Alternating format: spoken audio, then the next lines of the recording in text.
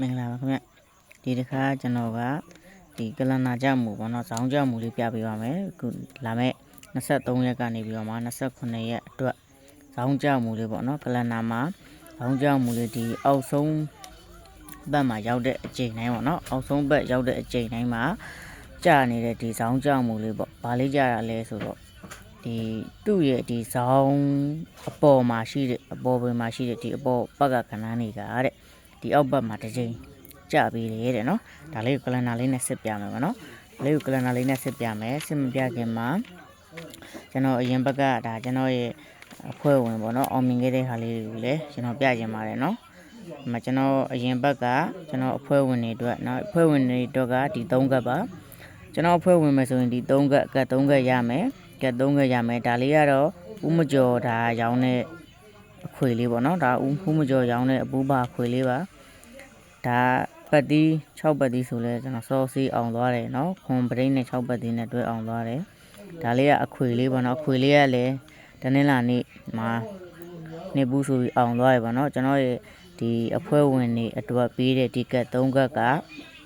တနင်္လာနေ့မှာတင်အားလုံးအောင်သွားတယ်ပေါ့เนาะတနင်္လာနေ့မှာအောင်သွားတယ်ဒီမှာရောင်းတဲ့ခွေလေးကလည်းတနင်္လာနေ့မှာအောင်သွားတယ်ဒီလေးကလုံးတနင်္လာနေ့မှာအောင်သွားတယ်เนาะအောင်သွားတဲ့ကျွန်တော်နောက်ထပ်အခွေလေးတစ်ခွေထပ်ပြီးတော့ရောင်းတယ်ပေါ့နော်အဲ့အခွေလေးကတော့ဒီခွေလေးပေါ့ဒီခွေကတော့ကျွန်တော်တရက်စာပဲဒီတရက်ထွက်တာနဲ့ဘောနော်တရက်စာပေါ့နော်ဒီတရက်ထွက်တယ်ဆိုလို့ရှိရင်ကျွန်တော်ပေါက်ပေးနေတယ်3000ပေးခိုင်းတာပေါ့နော်အဲ့ဒီနေ့မှာထွက်မှသွားတဲ့အတွက်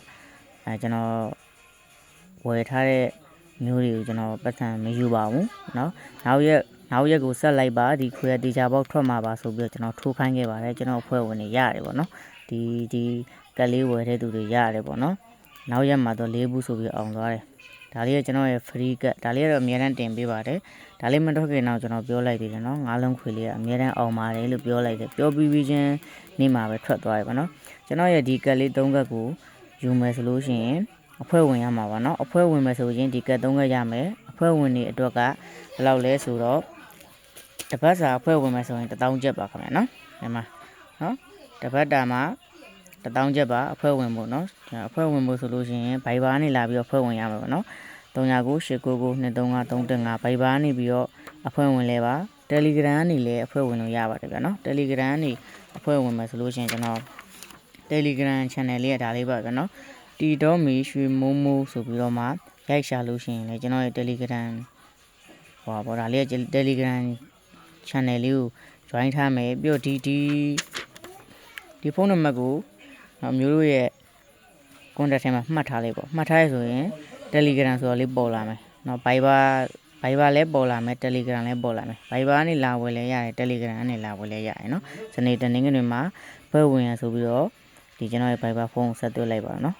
ဟောတပတ်တာမှာ1000ကျပ်ပါပဲ1000ကျပ်ကဒီကက်လေး3ကက်ရမယ်ပေါ့နော်ဒီကက်3ကက်ရမယ်ကဲ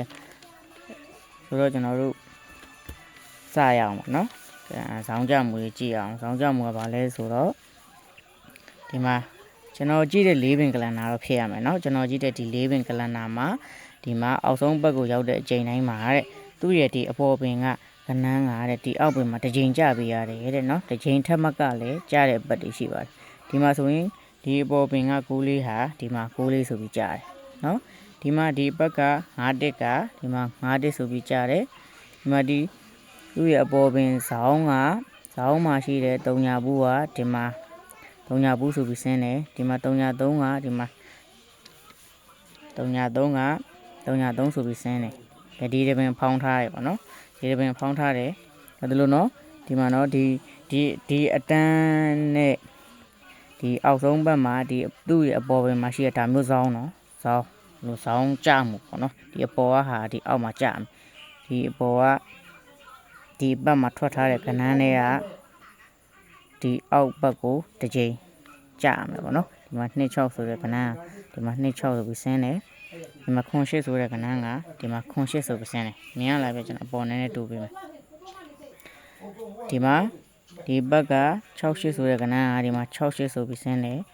တစ်ခွန်ဆိုပြီးတော့ဒီမှာအောက်ဘက်မှာတစ်ခွန်ဆင်းတယ်ဒီမှာဒီဇောင်းကနန်းက40ဆိုတဲ့ကနန်းဟာဒီမှာ40ဆိုပြီးဆင်းတယ် 1 ဆိုတဲ့ကဏ္ဍ1 ဆိုပြီးတော့ဆင်းတယ်ဒီမှာ4တစ်က4တစ်ဆိုပြီးတော့ဆင်းတယ်3ည2 20ဆိုပြီးဆင်းတယ်နော်ဒီအပေါ်ဘက်ကကဏ္ဍဒီမှာဒီတစ်ပင်မှာလည်းဖောင်းတယ်နှစ်ပင်ဖောင်းတယ်ပေါ့နော်ဒါမဲ့မှန်ကန်မှုအနေထားမှာမှန်ကန်တဲ့အကျင့်ကြီးများပါတယ်ဗျာနော်ဒီတစ်ပင်ဖောင်းထားပြီးရင်ကျွန်တော်တို့ရဲ့ဒီမူတွေအရပါနော်နောက်တစ်ပင်မှာတေချာပေါ့မှန်တယ်ပေါ့နော်ဒီမှာ4ခွန်4ခွန်ဆိုပြီးကြားတယ်ဒီမှာ19က19ဆိုပြီးတော့ကြားတယ်ဒီဘက်မှာလည်းဖောင်းသွားတယ်ဒီဘက်မှာဖောင်းသွားတယ်ဒီဘက်မှာဖောင်းတဲ့နောက်ဘက်မှာစောစောလာမယ်ပေါ့နော်ဒီမှာနောက်ဘက်မှာ3ခုဟာ93ဆိုပြီးတော့ဆင်းတယ်ဒီမှာနော်ဖောင်းဝင်3ဝင်ရှိရတော့မမှန်နဲ့နော်ဒီရှေ့ပင်မှာပြတ်ထားတဲ့အတွက်နောက်ပင်မှာမှန်တယ်နော်နောက်ပင်မှာမှန်တယ်ဒီမှာဒီဘက်ကခွန်8ကဒီမှာ8ခွန်ဆိုပြီးတော့ဆင်းတယ်ဒီအပေါ်ပင်က6တစ်က6တစ်ဆိုပြီးတော့ဆင်းတယ်ဆိုတော့ဒီမှာအခုကျွန်တော်တို့လာမဲ့23ရက်ကနေပြီးတော့မှ29ရက်အတွက်ဒီအောက်ဆုံးဒီလာမဲ့အပတ်တော့သူ့ရဲ့ဇောင်းအပေါ်အပင်ကဒီဘက်မှာထော့ထားတဲ့ဒီကဏ္ဍတွေကဒီအောက်မှာတစ်ချိန်လာပြီးတော့ဆင်းပေးရမယ်တဲ့နောက်ဒီကဏ္ဍတွေဒီမှာဆိုလို့ရှိရင်ခွန်တက်နဲ့ခွန်တက်ပြန်ကြရှိထားတယ်အပူ2ကွက်ရေဆိုတော့နည်းနည်းထိုးကွက်လေးနည်းနည်းတက်တာတယ်နော်ဒီဘောကဏ္ဍတွေကအောက်မှာကျပေးရမယ်တဲ့အဲ့ကဏ္ဍတွေကဘာတွေလဲဆိုတော့ဒီမှာကျွန်တော်ရေးပေးထားတယ်။ရောင်းကြမှုအနေနဲ့ရတဲ့နော်50 60 1ခွန်16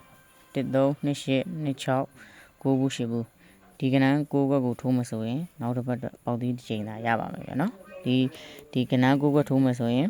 ပေါက်သီးတစ်ချိန်သာရပါမယ်လာမယ့်23ရက်ကနေပြီးတော့မှ29ရက်အတွက်ဒါဆောင်ကြမှုနောက်ကျွန်တော်ကြည့်တဲ့4ပင်ကလန်နာတော့ဖြစ်ရမယ်နော်ဒီကလန်နာပေါ့နော်ကျွန်တော်ကြည့်တဲ့4ပင်ကလန်နာဖြစ်ရမယ်ကျွန်တော် Telegram နဲ့ဒီ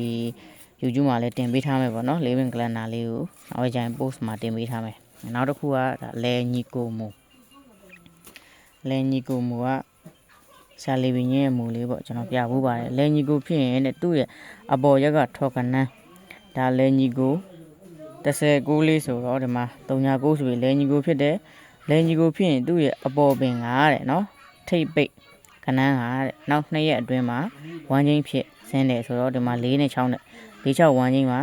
တနင်္လာနဲ့အင်္ဂါပေါ့နော်လာမယ့်ပတ်တနင်္လာအင်္ဂါမှာ4-6ဝမ်းချင်း4-6ဝမ်းချင်းဆိုတော့ဒီထဲမှာပေါ့နော်4-6ဝမ်းချင်းဒီမှာ6ပဲပါမယ်60တို့1-6တို့2-6တို့အဲ့လိုမျိုးလေးချိန်ထိုးပေါ့ဗျာနော်4-6ဝမ်းချင်းဒါလေးကဝမ်းချင်းပေါ့ဒါဝမ်းချင်းစဒါလေးကဝမ်းချင်းစိတ်ပါဒါလေးကတော့ဒါမွေးထိုးရမှာပေါ့နော်တစ်ချိန်ပေါက်စီတစ်ချိန်သာပေါ့နော်တစ်ချိန်ထွက်လို့ရှင်နားမယ်တစ်ချိန်ထွက်လို့ရှင်နားမယ်ဒါလေးကလဲညီကိုမူလေးလဲညီကိုမူထွက်တယ်နော်ဒီနေ့လဲဒီမှာဒီမှာ4-64-5အလဲညီကိုဖြစ်လို့သူ့ရဲ့အပေါ်ပင်ကထိပ်ပိတ်က1ဒီမှာလဲထိပ်လဲ1အပိတ်လဲ1ဆိုတော့လောက1လုံးမှာနော်2ရက်တွင်တစ်ရက်တွင်တစ်ခါတန်းကြတယ်30ဆိုပြီးတော့နောက်တော့ဒါလဲညီကိုထပ်ဖြစ်တာနော်ထပ်ဖြစ်တော့ဒီ4-6ချင်းက4နဲ့6နဲ့ချင်းကဒီတနင်္လာအင်္ဂါမှာလာမယ်တနင်္လာအင်္ဂါမှာလာမယ်နော်ကျွန်တော်ဒါလေးကဆောင်းကြမှုနဲ့အလဲညီကိုမူလေးပြပေးတာဒီမှာကျွန်တော်စာနဲ့တော့ရေးမပေးဘူးဒီအောက်ဆုံးဘက်ရောက်လို့ရှိရင်ထိုးရမယ်၄လုံးခွေတစ်ခုရှိတယ်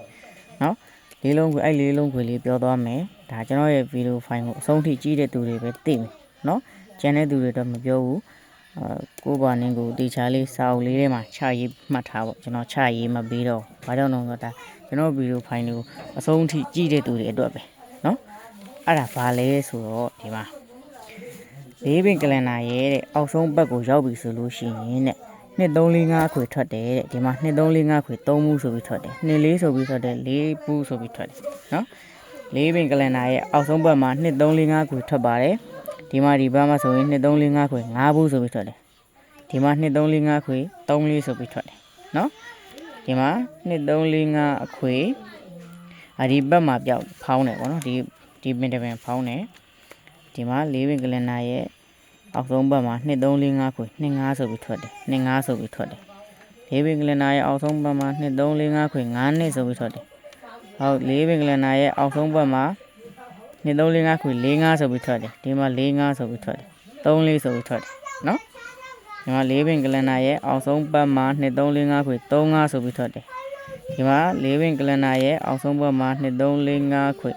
2 3ဆိုပြီးထွက်တယ်5 3ဆိုပြီးထွက်တယ်ဒီမှာ2 3 4 5ခွေ5 4ဆိုပြီးထွက်တယ်နော်ဒီမှာ2 3 4 5ခွေ2 3ဆိုပြီးထွက်တယ်ဒီမှာ3 4ဆိုပြီးထွက်တယ်ဒီမှာ2 3 4 5အခွေ2 5ဆိုပြီးထွက်တယ်ဒီမှာဖောင်းမင်ရှိတဲ့ရက်တောင်မှာပိတ်ရက်2ရက်ပါတော့မှ2 3 4 5ခွေ2 5ဆိုပြီးထွက်တယ်နော်ဒီမှာ2 3 4 5ခွေ5နှစ်ဆိုပြီးထွက်တယ်5နှစ်3ဘူးမထွက်တယ်နော်ဒီမှာ၄ပင်ကလန်နာရဲ့အောက်ဆုံးဘက်မှာ2 3 4 5ခွေထွက်တယ်တဲ့2 3 4 5ခွေဒီမှာ35ဆိုပြီးဆင်းတယ်နော်အောက်ဆုံးဘက်မှာ2 3 4 5ခွေဒီမှာ5 4ဆိုပြီးဆင်းတယ်နော်၄ပင်ကလန်နာရဲ့အောက်ဆုံးဘက်မှာ2 3 4 5ခွေ4 2 2 3ဆိုပြီးဆင်းပါတယ်ဒီမှာ၄ပင်ကလန်နာရဲ့အောက်ဆုံးဘက်မှာ2 3 4 5ခွေဒီတပင်ဖောင်းတယ်ပေါ့နော်ဒါလေးကတော့ပိတ်ရက်များတာ၄ပင်ကလန်နာရဲ့အောက်ဆုံးဘက်မှာ2 3 4 5အခွေကဒီမှာ5 4ဆိုပြီးဆင်းတယ်၄ပင်ကလန်နာရဲ့အောက်ဆုံးဘက်မှာ2 3 4 5ခွေ3ဘူးဆိုပြီးဆင်းတယ်4နှစ်ဆိုပြီးဆင်းတယ်2 3 4 5ခွေနော်၄ပင်ကလန်နာရဲ့အောက်ဆုံးဘက်မှာဗာလဲ၄ပင်ကလန်နာရဲ့အောက်ဆုံးဘက်မှာဗာထိုးရမှာလဲ2 3 4 5ခွေဒီချာရေးမှတ်ထားမယ်၄ပင်ကလန်နာရဲ့အောက်ဆုံးအပတ်မှာ2 3 4 5အပူပါခွေသင်းတယ်